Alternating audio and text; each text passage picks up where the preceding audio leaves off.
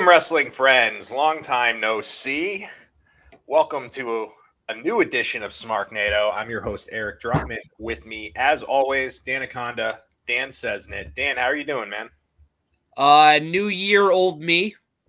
Good, man. Life is good. No complaints.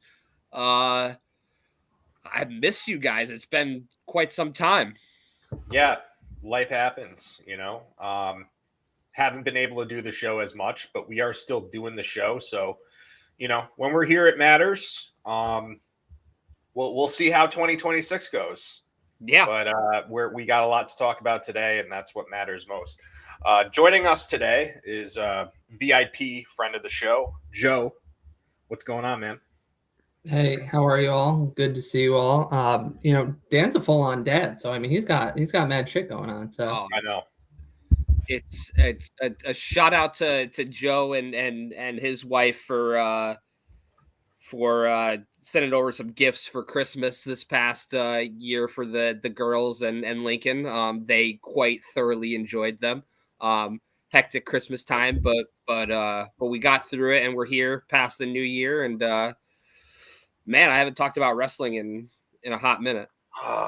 It's embarrassing because Joe is here, but I have to say that Joe and Jolene are pretty amazing people. Yeah, we're all right. I mean, we're two big kids, so like we were out. Like we go to the toy store when we're out ourselves just to look at toys. Like Yeah, we'll absolutely. like to complain and be like old people and be like, oh, things were better when we were kids. But we're buying stuff for my niece, and me and Dan had been talking about what his kids like, and I saw some toys that were cool, and I couldn't pick one, so of course it was just like whatever. So yeah, I apologize. I got probably more than was needed, and your house is probably. Here's one of them. Ooh. Yeah. Oh wow! So that's from the movie Cars, right? Spider-Man. Oh no, it's Spider-Man. Sorry, I can't see too well on the screen. Yeah. It's okay. I don't have the best camera. I gotta upgrade my my system here, but yeah, no, it was a good time. Y'all have good holidays. Yeah, good. Yeah, I mean the Knicks won, so take it for what it's worth. Yeah, and of course we're here today for our year-end awards. But before we get into that, me and Dan just wanted to briefly touch on Wrestle Kingdom. A little bit, yeah. This past weekend, depending on when you watched. Did you watch any of it like live, Dan? No. I was scary enough. My sleep schedule is so fucked up that I was actually up for part of it, but I did not watch it. I ended up watching it the next day. Okay, or most of it the next day. Yeah. I would say overall it was a Wrestle Kingdom. It wasn't like. It didn't have that same like mind-blowing appeal that it used to have. And as much as I enjoyed the show, I would go as far to say that it didn't really eclipse any AEW pay-per-view that we saw this past year, top to bottom. Oh no, I would definitely say it lacks some star power. Mm-hmm. But the matches were really fun and good. Yeah. But there was definitely something missing from it. When you go through all these Wrestle Kingdoms for years and years and years, and you see the likes of, Okada versus Kenny and all that, and it just, and no Will Ospreay, no, like I said, just no real star power. I love Takeshita. Obviously, Tanahashi's retirement match is very important in the history of the business, but it just, I don't know. It felt like a one-match show, really. Yeah, let's just talk about some of the stuff we like, though.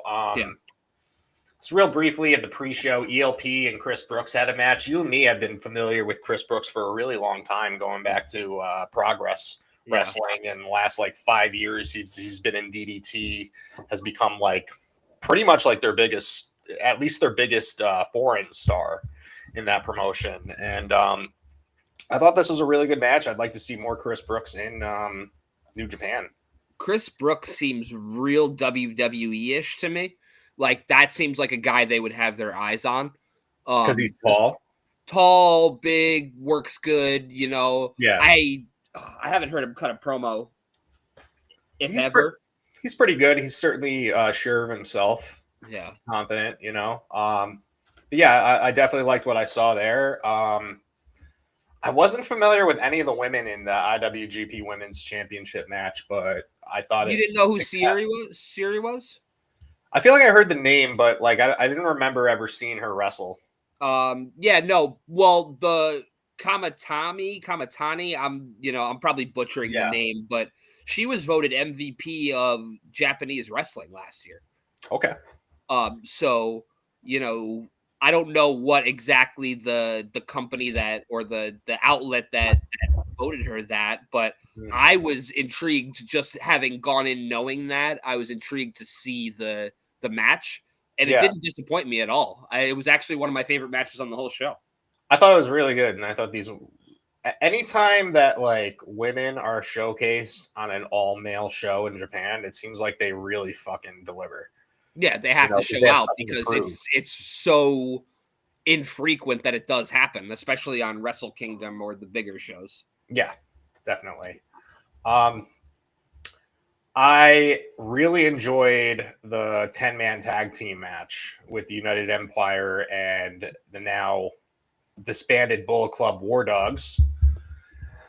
Is Bullet Club officially done now?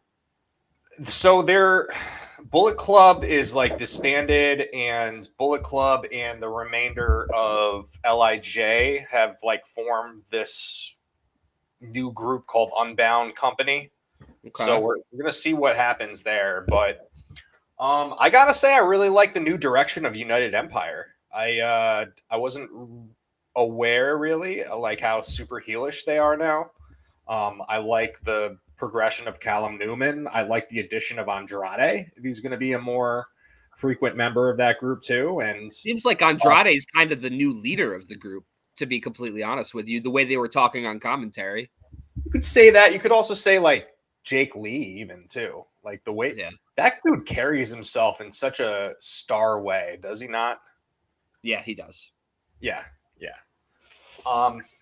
I really liked it, and I also like the fact that Newman teased attacking Osprey, because even though you said Osprey wasn't on the show in a match, Osprey was there, made an appearance after the match, and teased Callum Newman attacking him. So that's going to be an interesting angle too. Yeah. Mm-hmm. I mean, Osprey hasn't been connected to United Empire in quite some time, really.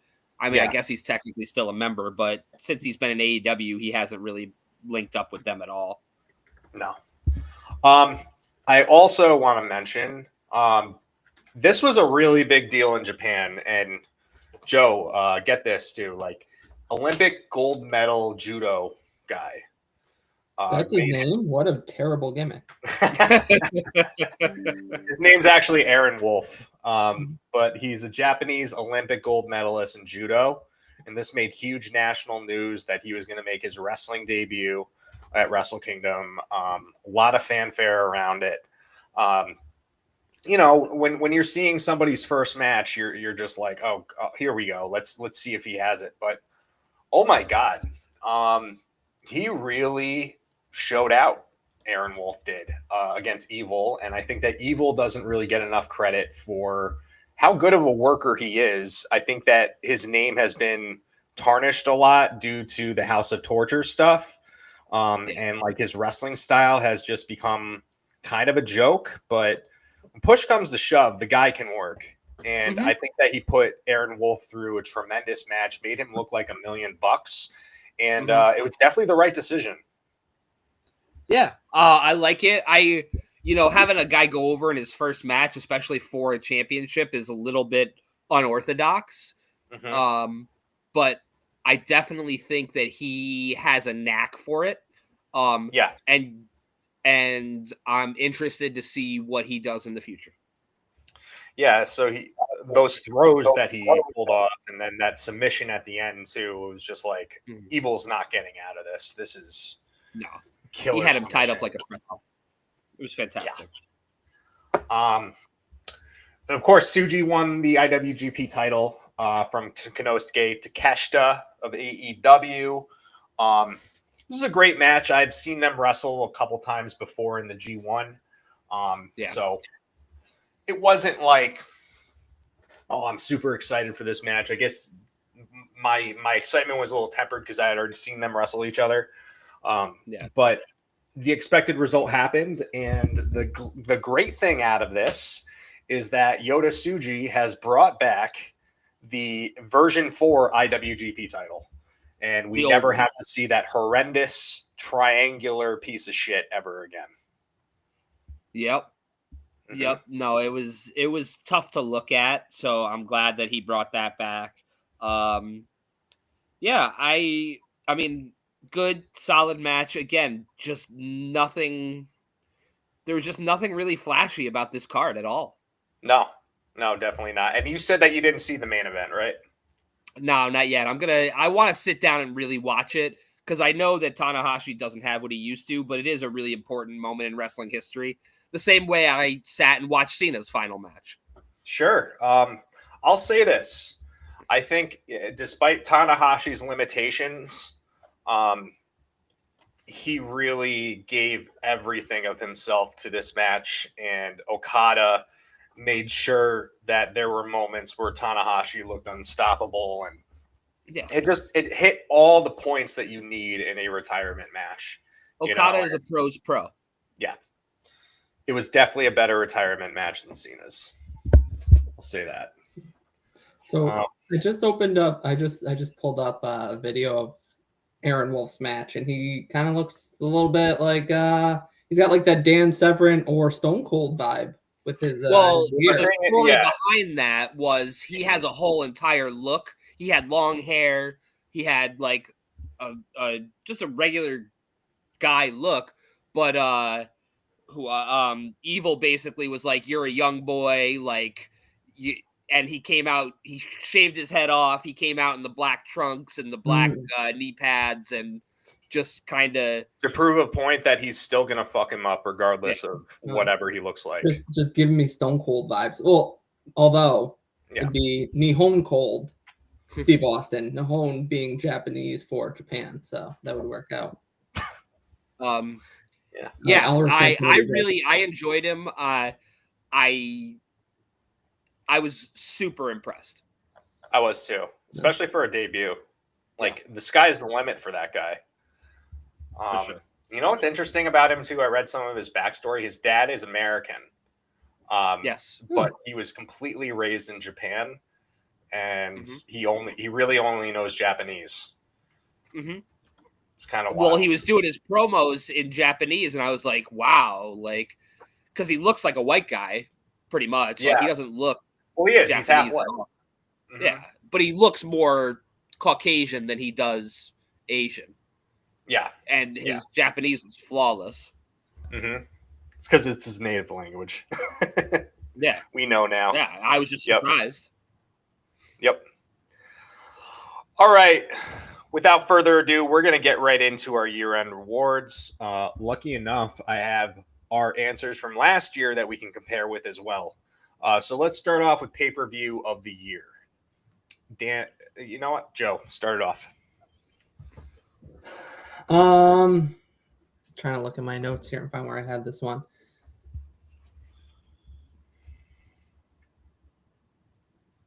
I think I would go. Oh, can you come back to me? Can you come back to me? I'm rethinking my answer here. Sorry. Dan. Absolutely. I think it's pretty much a no-brainer for me. It was Revolution. Okay. I just think that while I won't give away my match of the year, it had one of my favorite matches of the year on the card. I think that Revolution. Okay, what were some of the matches on that card? The main event was Mox versus Copeland and Christian Cage, the three-way. Right. Ospreay versus Fletcher in a steel cage. Oh, yeah. Yeah. And then Tony versus Mariah. Tony and Mariah in the Falls Count Anywhere match. Hurt Syndicate versus the Outrunners. Okada versus Brody King. Swerve versus Ricochet. Hangman versus MJF opened up the show. And Mercedes versus Momo Watanabe for the TBS Championship. Wow. That hell of a card, man. Fantastic card, and just like, I don't know, hit all the points for me.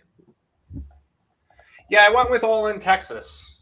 Okay. I just maybe that's a little bit of an obvious choice, but I just feel like this was an excellent card, top to bottom.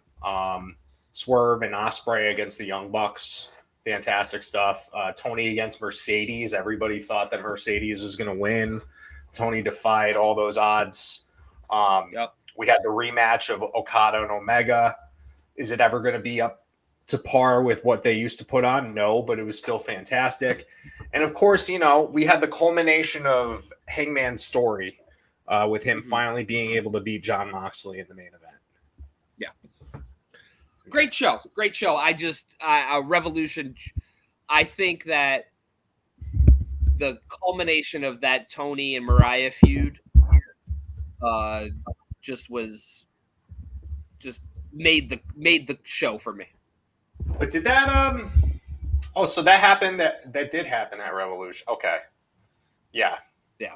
You know what's crazy is that it says it was 12 minutes and 55 seconds. It did not feel that short. It didn't. It was fucking epic. Yeah. Yep.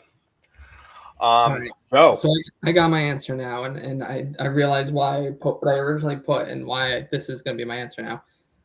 I mean, AEW, the shows have been good this year, but I didn't feel like the pay-per-views were as memorable as in past years. So I was really struggling with this one.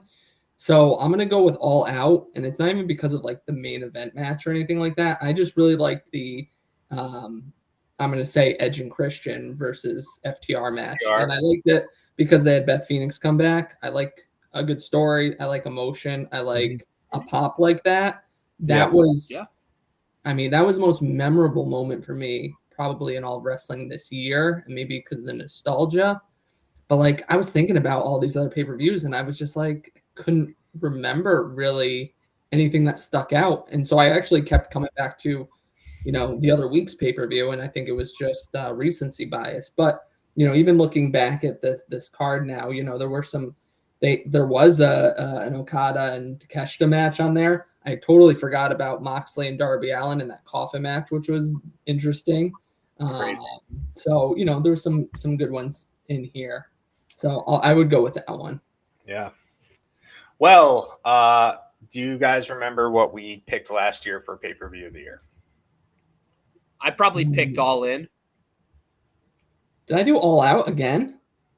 No, we all picked WrestleMania. That doesn't sound like something I would pick. No, you did, because right.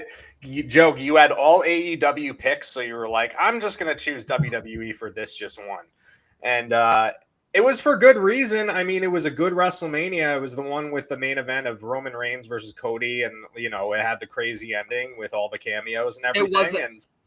It was a good WrestleMania. Bro, I didn't even watch that WrestleMania, so that's just hilarious that I just like threw them a participation trophy. Yeah. After we discussed that, I said on this podcast, can't wait for this Netflix debut. Look where we're at right now, guys. Jesus Christ, none of us watch the product anymore. Nope. And I said that it seemed to be a changing of the guard for how WWE is going to be. Boy, was I wrong. Yeah. And I said, I really hope that crowd boos Hulk Hogan.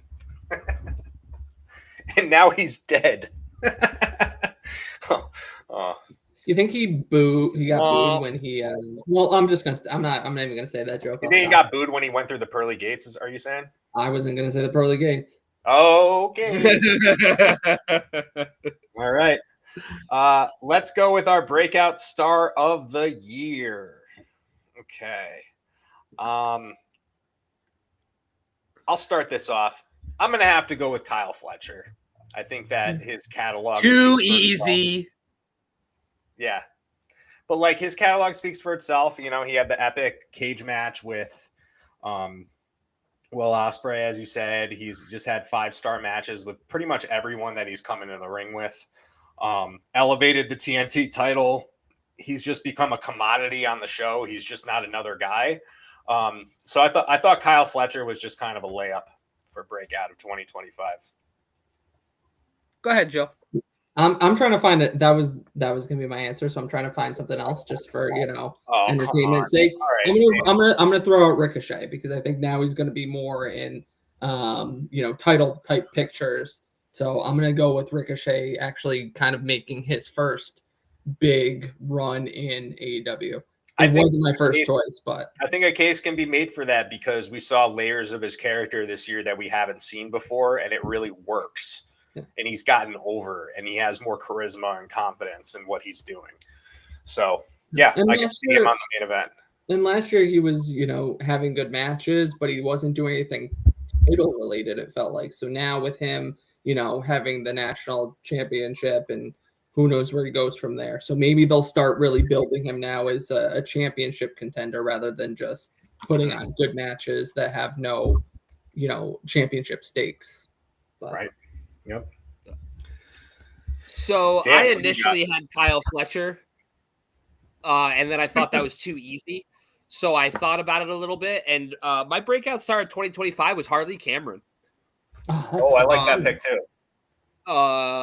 She got better in the ring. She is hysterical every single time she's on the screen. I just think that she really made a name for herself this past year in a division that's easy to get lost in. Mm-hmm. Yeah, I agree with that. She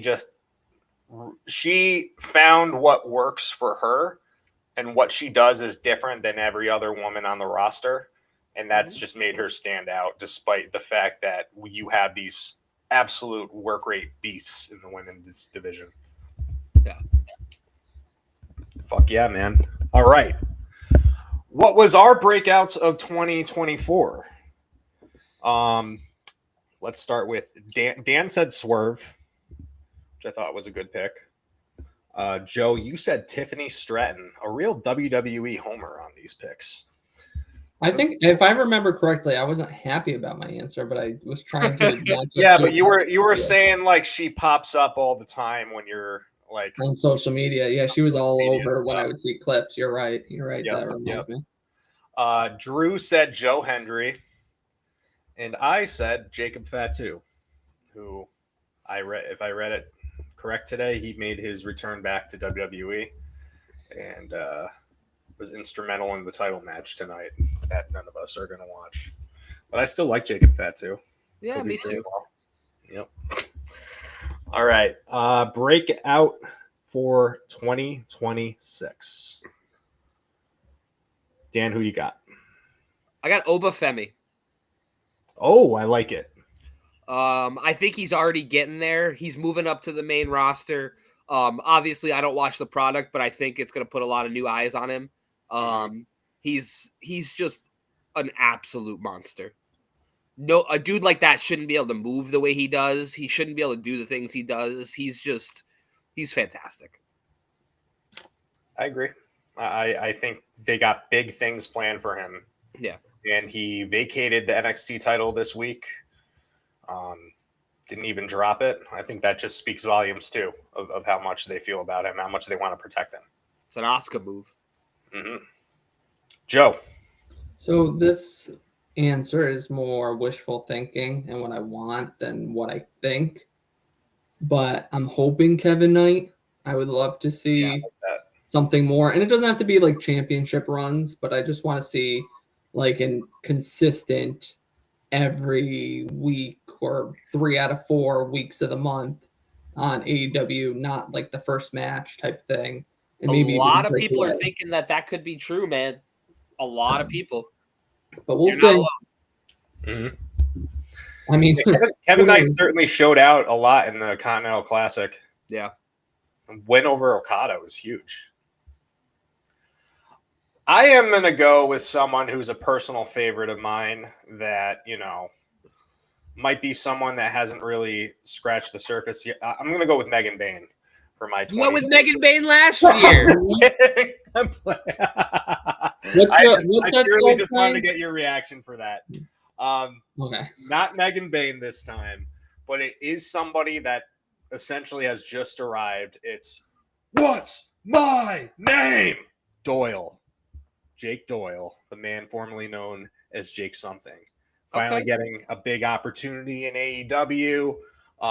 Had a nice debut this week attacking Jet Speed, and he's going to be part of the Don Callis family. I just want to see. I know how well he can do when he mixes it up in there with guys like Speedball and all those other guys that can just fucking go, like Kyle Fletcher. And I think that he's going to turn a lot of heads this year. And we're going to be talking about Jake Doyle as someone who's a player in AEW. Because I believe in I've always believed in his talent. Yeah. And I think that TNA really squandered what they had in him. I like it. And Jake Doyle's his real name, by the way. It's not just something they pulled out of their ass. Something they pulled out of their ass. See what I did there? I see exactly what you did there, and I'm sad for you. Okay, so our prediction for Breakout Star of 2025. You know who I chose. I chose Megan Bain. Ha, ha, ha. Dan, do you know who you chose? Did I pick Kyle Fletcher? No, you picked Julia. Okay. Drew picked Javon Evans, which I thought was a good pick. And Joe, do you remember who you picked? Absolutely not. Gabe Kid. Oh, War Ready. Awesome pick. I thought he had a pretty good year too. Can't wait to see what's next from Gabe Kid. I'd love to see him more in AEW this upcoming year. All right, feud of the year, gentlemen. Joe, start it off. I mean, it was.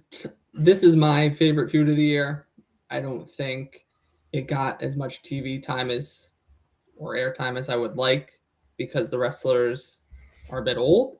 But I did really like the emergence of the FTR and the Edge and Christian story. It was kind of short. Clearly it's two older wrestlers who are, I'm going to say, part-time. Mm-hmm. I know Edge just did a show recently. I saw the him on one of the commercials. Yeah. Percy Jackson. So maybe that's it. But I'm excited to see where that goes because I don't think it's over. But I really liked what I did get to see last year. So, hopefully that'll be next year. This time next year, it'll be my feud of the year for 2026. I love it. Hell yeah! I can't wait till they run it back because they are. They're definitely. Oh, they have to. They have to. Yeah. Dan. I wanted to say Tony versus Mariah, but I feel like it was not the entire year.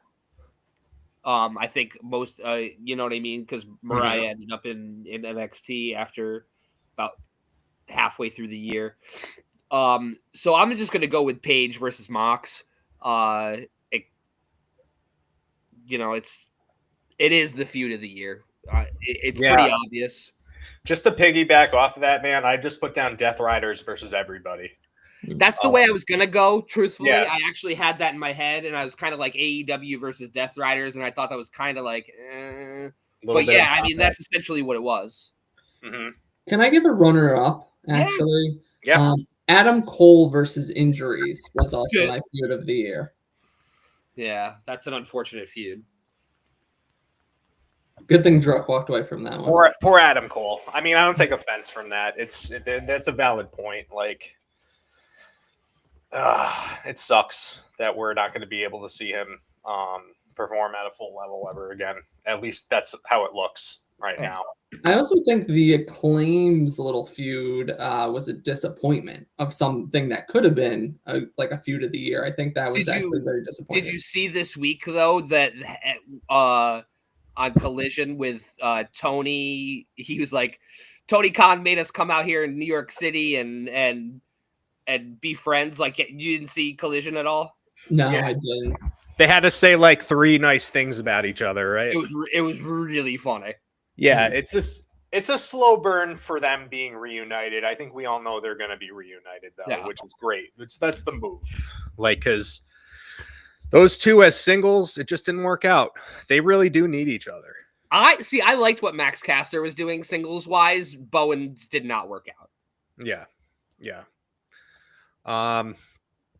Yeah, because I think Bowens is best when he's a little goofy. Yeah. Yeah. All right. So, yeah, feud of the year last year. I said McIntyre versus Punk. That was a good pick. Mm-hmm. Dan, do you remember what you said? I don't. You said Swerve versus Hangman, and you were quite offended that no one else had Swerve versus Hangman. And you said no two men in wrestling hate each other more than Swerve and Hangman.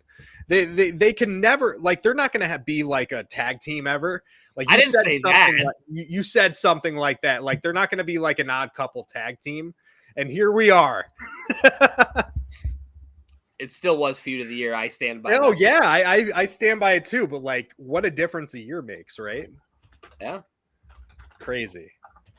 Joe, you said also Swerve versus Hangman, but gave it a tie to Tony versus Mariah. Okay, good. I was gonna say, why did I do that this year? But I did it last year, so good. Mm-hmm. And Drew said Bloodline Civil War because he loves a big fat Saudi Arabian dick to suck on. Wish you were here, Drew, to defend yourself, but you're not. So you're catching strays. See you later, bud. All right. Okay, next we have Moment of the Year. Okay. All right. I'll start it off. Kick it off. This is my lone WWE pick because, as you guys know, we kind of gave up on it. And part of it is for this storyline and how it ended up. It was when Cena turned heel.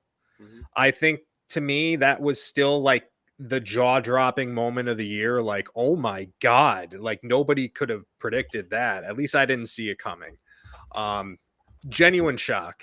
And it was definitely the talk of the wrestling world for the next month or so until they completely fumbled the bag. But as a singular moment, I will give WWE their flowers.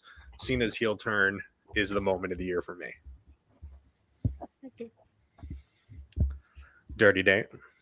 I had Hangman opening the briefcase and winning the title, sort of freeing it. But I also had an honorable mention of Cena's heel turn just because it was such an important moment in the history of wrestling. Something we never thought we'd really see. As you said very succinctly, they fumbled the bag. So to me, that's why I couldn't necessarily put it as, because it went nowhere. Mm-hmm. But it was important. It was a shit angle, but a great moment. Yeah. You know, Joe. All right, I'm gonna have to throw out a few. I'm sorry. Again, Beth Phoenix coming in, I thought that was a great moment. Carrying Stokely out. Yeah. And well, I mean, another great moment is Stokely's thing where he's like, I got no hose, that was a great moment. So, you're seeing the pattern here. This one I'm half joking, but like on a personal level, I really liked when Jeff Jarrett kind of called Moxley out, and there was a moment where we all were kind of just like, do we want Jeff Jarrett to beat Moxley? Like, I thought that was a great moment for him. And, as a nostalgic wrestling fan, I really liked that moment. So that was kind of a personal one too that I liked. Not that I'm a huge Jeff Jarrett fan. I know I joke around in the group chat and say that stuff, but anytime an old guy can kind of get a little rub and have a going out moment, that's special to me. I don't think he's competed in a match since that's happened. I don't think so. Yeah. I think there was enough like blowback from the internet of like, what the fuck are we doing? All right, so I'll go over moment of the year from last year. Drew said the end of WrestleMania. Totally fair. Dan, you and I both said Danielson winning the title at Wembley in that amazing moment with his family and everything. And Joe, you said the moment that me and Dan both attended, Sting's retirement.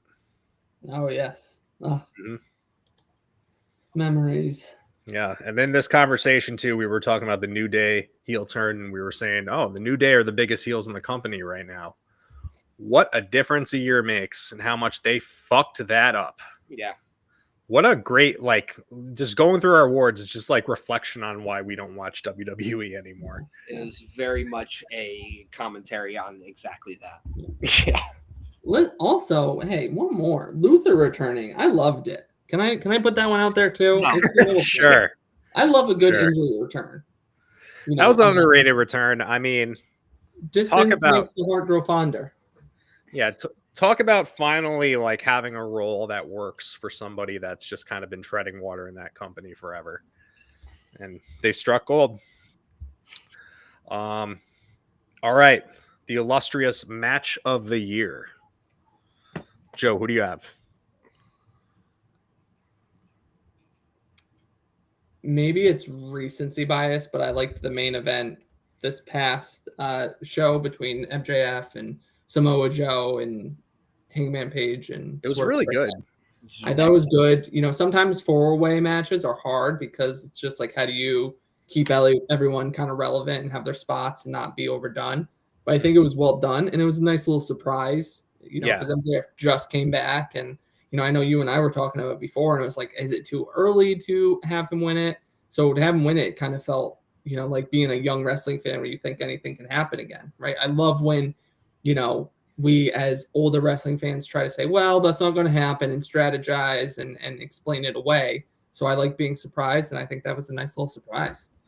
I agree with you. And like, not that it's my match of the year, but I agree with you in that, like, yeah, we had this idea of, oh, it's too early for MJF. But then once MJF actually won and how he won, and it just made sense, and it just kind of feels right when he's the champion too, considering everyone that has beef with him. It was the right move. And that's not something that I could have said like going into the match. That's totally like a hindsight perspective on the whole thing. But yeah, I thought that's a good pick, Joe. Okay. Who'd you have, Dan? Eric? You want me to go? Yeah, go ahead. All right. I have to go with the Hollywood ending. And the reason why I'm going with it is because I thought it was completely on its own. Like, there isn't any other match you can really compare it to. I thought it was like the best culmination of a blood feud, literally and figuratively. And it was just perfect from top to bottom. And you know, I feel like every other match that you could debate about this year as match of the year are you debate them for the same reason. But I think that Tony and Mariah put out something that was just completely different from everything else and unique. And that's just always something that is stuck in my mind since I've seen this match. And that's why I think so highly of it. And they just set themselves apart from the rest of the roster. Completely agree with you. Still not my match of the year. Fine. Not fine. My match of the year, and this is all subjective, as we know. My match of the year is Kenny Omega versus Gabe Kidd from the beginning of the year, almost about a year ago now. Yeah. Kenny coming back for the first time in, a year after the diverticulitis. It was brutal. I love Gabe Kidd. I love Kenny Omega. It didn't overstay its welcome. It was just a beautiful match. Yeah, man. I agree. And you talking about it right now makes me want to go back and watch it. And it's bringing back memories of just, it was like, this is Gabe Kidd's arrival and this is Kenny's return. And both of them are in full form right now. And just appreciate it while you have it. And absolutely, it was awesome. It's great. All right. Match of the years that we chose last year. I chose Ospreay versus Danielson. Both Dan and Joe chose the same pick, Swerve versus Danielson. And Drew chose this cage match between Swerve and Hangman Page, which was good. Definitely had some very uncomfortable moments, but definitely good. Yeah, blood drinking will make some people queasy. Yeah. All right, next we have Tag Team of the Year, which thankfully we've had a little bit more of a fruitful tag team year than we did last year, which was definitely our least popular category. Dan, who'd you have? FTR. I like it. With the addition of Stokely, I think that they chased the titles. They had that great feud with Edge and Christian. I'll appease Joe here. Mm-hmm. FTR was the tag team of the year. Dig it. I was going to go with FTR, and I think that there's all the cases in the world that you could make for FTR to be the tag team of the year, but I went with my heart, and I went with the tag team that got me the most hyped and got me the most excited, and really just did it for me. It's Brodito. Mm-hmm. I saw that coming. I thought Brodito was just a phenomenal tag team this year. Putting them together was a great move, and they were believable tag team champions. And as me and Dan predicted, they lost to FTR, and that was the right move. But Brodito was just like electrifying, man. Yeah, I love them. It was Linsanity all over again. Yes.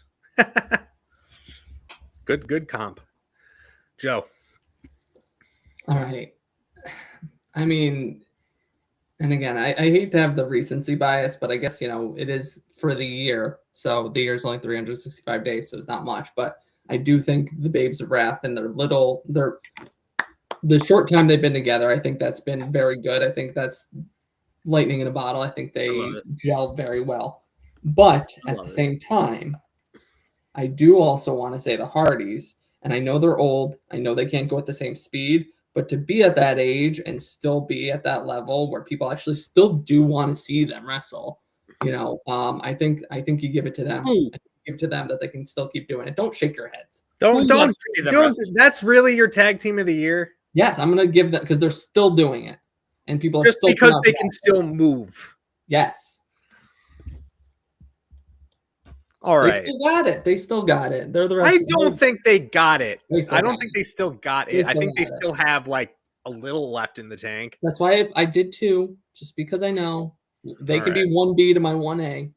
All right. Babes of Wrath. They are the champions. What? They are the champions. Are they really? Yeah.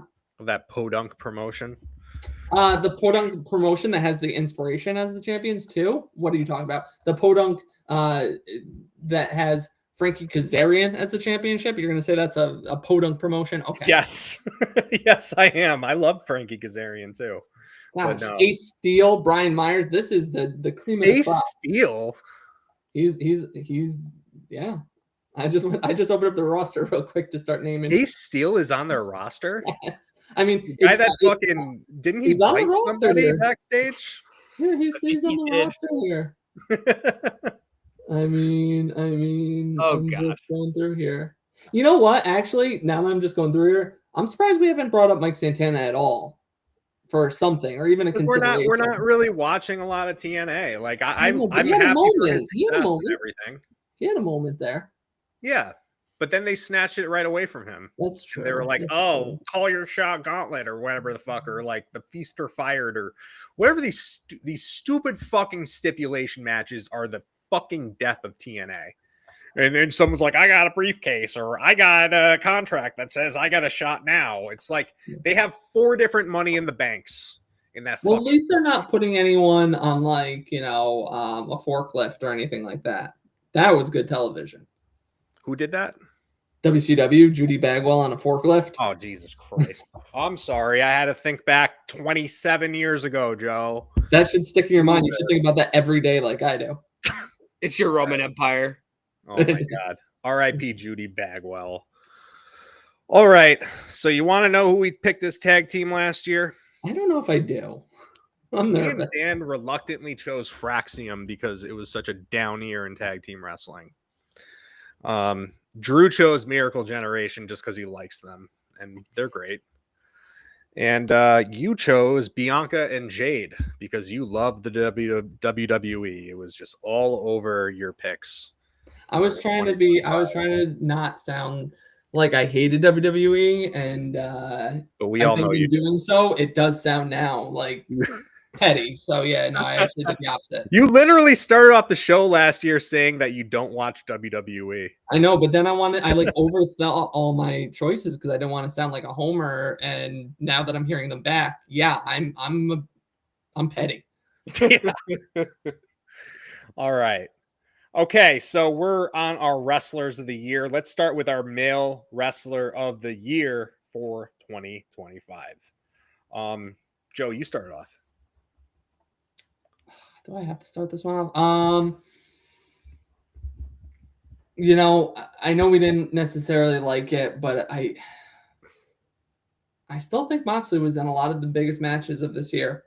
I'll give it to Moxley. Just he was in some big matches, and between other people maybe getting injuries or taking time off, you know, he was consistent. And even when he lost the belt, he was still in the talks of, He's you the know, ace. Can I say this with your pick of Moxley?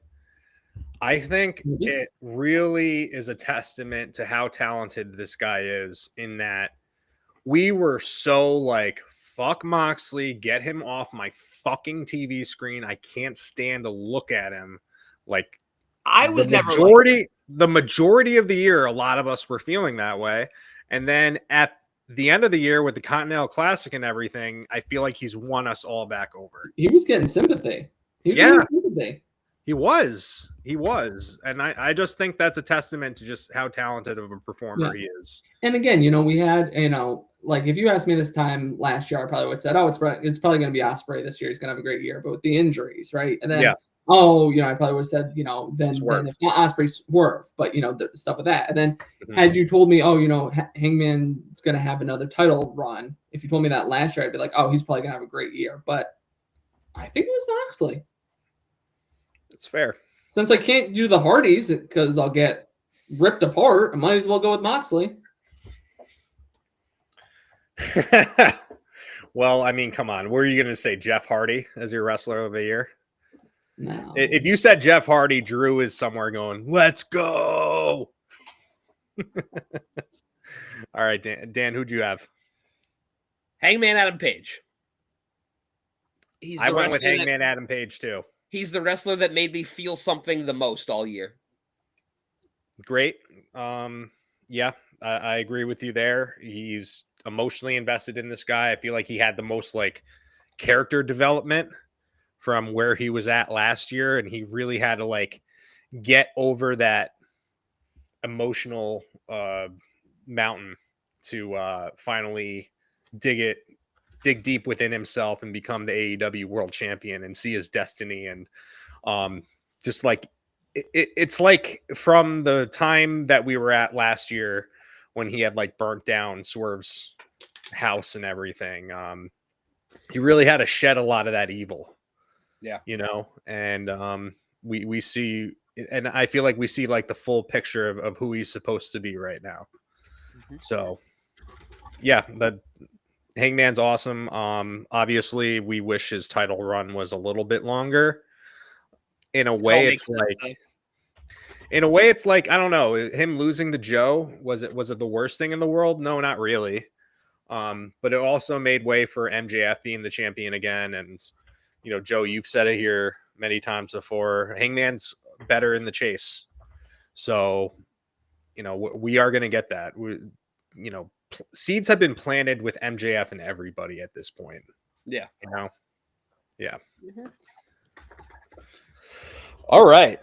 Women's wrestler of the... Let's go with... Actually, I'm going to go over our male wrestlers of the year from last year. We had a 3-way tie for Ospreay between me, Dan, and Drew. Joe, you pick Swerve. There you go. Not a bad pick. Female wrestler of the year. I got a feeling this might be pretty similar to last year. Dan, started off. I have Mercedes Moné. Yeah, stole my answer. All right. Okay. And I'm talking about like Mercedes Moné, not the puppet one. Yeah. Not the puppet Moné. Yeah, just making sure.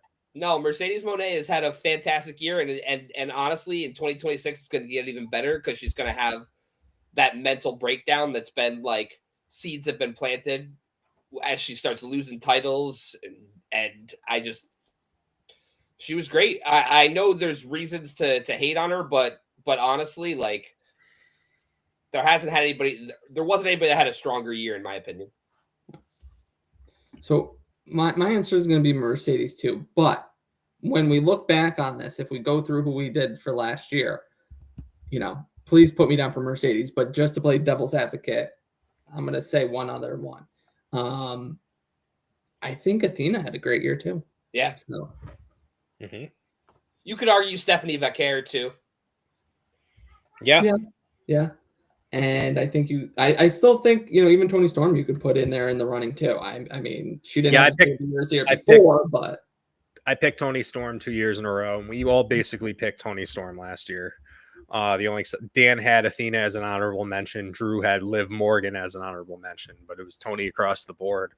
And I'm picking Toni again just because she's just maintained the momentum that she kept from 2024 and carried it into 2025. She was a strong champion. She was always a scene stealer, always hilarious. She's still great, even in the tag team right now with Mina, making it work. Her and Orange Cassidy is a really fun little storyline that they're doing right now. I think that all your arguments for Mercedes are totally valid. So it's definitely more of a homer pick for me to pick Toni. But what you guys said about her Mercedes going into 2026 and having this crazy mentality, and probably just going to drop all the belts, but just have her eyes fully fixed on the AEW Women's Championship. She very well may be my 2026 Women's Wrestler of the Year. Mm-hmm. Yeah. Good stuff, guys. Yeah. Shit. Do we have all right? So 26. What's up? Do we have predictions for the next year upcoming? I mean, we had our breakout star of 2026 that we all talked about. Do you guys have any particular predictions for 2026 that you want to discuss? I think Stephen Flo is going to pick up steam, the indie wrestler Stephen Flo, to a point where the other day, my wife I overheard her watching, and she's not a wrestling fan, but I heard her watching a clip of him, his entrance, and I automatically knew who it was. But for that to make it onto her feed, sounds like Stephen Flo's picking up some momentum. He's actually in Juggalo Championship Wrestling, and that fits. That teams with cocaine. That tracks. It's so stupid. You guys might as well be good wrestling. Fucking language to me. I don't know what you just said. Have you know Stephen Flo? I have no idea. Stephen Flo. So he's a wrestler who dressed up like Eddie Vedder, grunge era, and his name's Stephen Flo instead of Even Flo. And he comes out to remake of the song by Pearl Jam, Even Flo, but they say Stephen Flo instead of Even Flo. I hate him. No, he's amazing. I can't believe you're just discovering this guy. He was a viral thing No, I've known about him for a while. 6 months ago or so. No, I've known about him for a while, but it just came up on Jolene's feed or something, because I just heard her listening on her phone, and I ran. I was like, "Is that Stephen Flo?" I don't see huge things for Stephen Flo in 2026, but maybe he'll get some opportunities, and I don't know. Well, now I'm going to take it on as my personal mission to try to help him. Are you gonna put on your Mark Sterling gimmick? No, I'm gonna go on Instagram right now and follow him, and I'm gonna share his stuff throughout the year. I'm gonna be tagging Smarknado's Instagram handle all the time. Okay, yeah, Smarknado or whatever your handle is. There you go. Yeah, it is at Smarknado on Instagram. Nice segue. At Smarknado1 on Twitter. Leave us a 5-star review on Apple Podcasts. Yeah, guys, we're going to be back when we are, but just hope you can join us.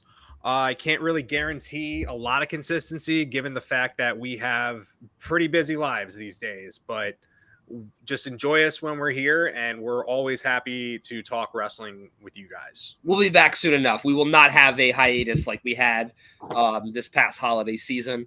I like doing this way too much. So let's make sure that we're back here in the next, week or so, chatting wrestling. Hell yeah. Joe, is there anything you would like to plug?